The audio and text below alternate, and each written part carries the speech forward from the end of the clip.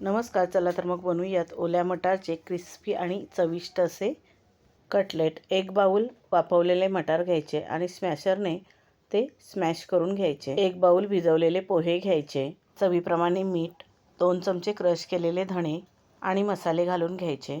आलं लसणाची पेस्ट 1 चमचा आणि 2 मोठे चमचे बेसन घालायचं, चिरलेली कोथिंबीर घालायची आणि सर्व मिक्स करून घ्यायचं। आपल्याला हवे त्या आकारात आपण हे कटलेट बनवू शकतो। मी त्रिकोणी आकाराचे बनवलेत, तुम्हाला कोणत्या आकाराचे आवडतील त्या आकारामध्ये तुम्ही बनवू शकता।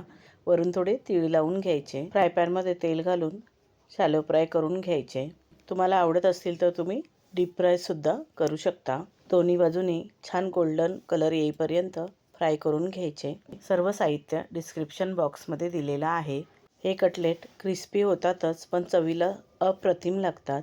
तुम्ही पण असे क्रिस्पी आणि टेस्टी कटलेट नक्की बनवून बघा। व्हिडिओ आवडला असेल तर लाईक शेअर नक्की करा। धन्यवाद।